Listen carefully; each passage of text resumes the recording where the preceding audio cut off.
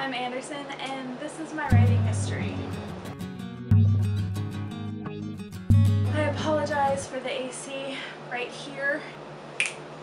My writing history, it began, and I do believe that these first two events, I'm not sure which one exactly came first, but knowing my mother, this is how I think it transpired. I know I was about 7, and my dad got a new laptop. Black background, green letters. They put me on it to get me used to a computer. I started writing a story, and it was a Christmas story. My mother probably has it somewhere. It was about kids that ran into Santa Claus and then had to help him deliver the presents because something happened. That was my very first story that I've ever written. Next, when I was about 8, and I know I was 8 because it says so, my mother took me to a writing convention, a writing get-together for kids my age. Anyways, we wrote a story. It was supposed to be based off of when you give a mouse a cookie.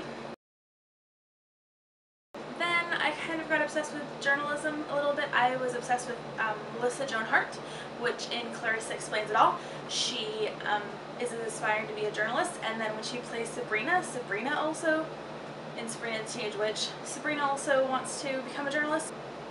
I just kind of want to be like her. She was my role model. So then I went into journalism, and English came easy to me. I have been a reader my entire life, and I think that had a lot to do with it. I used to stay up late at night and read by my nightlight, and I'd get in trouble. From then on, I wrote a poem for my mother's birthday sometime in high school. For graduation, she got me a pencil kit with Maya Angelou quotes on the box. She just has always told me I was a writer, and I'm like, I don't think so. I kind of got sick of journalism. I got sick of public media, sick of how News Corporation works, so I did not focus on that in college. The only reason I went to public relations is because it paired communications really well. I'd rather try to manipulate the media and use it to my advantage rather than working for an actual media corporation. But it wasn't until I was reading this novel, and the last half of the series, I got inspired for this story.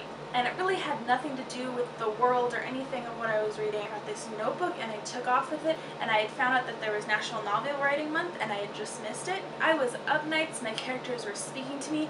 I finally understood what the authors meant when they would talk about their characters like they were real people, and I just kind of thought they were nuts. But I had these characters in my head, and like I would talk about them like they were real. Like one wouldn't let me sleep because, you know, and he showed up in a scene instead of the person I intended, and it was amazing. My mind came alive with this whole other world.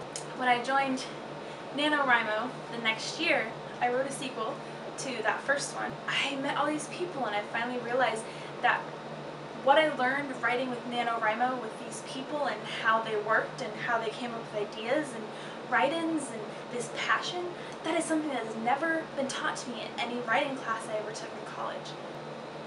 Went through and I found out that people were vlogging with doing as they did NaNoWriMo, and I found a bunch of girls that did that, found them out, and I was like, hey, I did NaNoWriMo too, would you like to start a collab channel? So we did, and we've been going on for a year and a half-ish, and I've just been enveloped by this entire writer community. I get to hear it from my mother all the time that she was right. I really was a writer all along. I could never go back to a world before all these other worlds. So that's kind of my writing history. If you guys have any questions for me, sure, there's not many of you watching right now, but I would love to hear them. I will see you lovely people next week.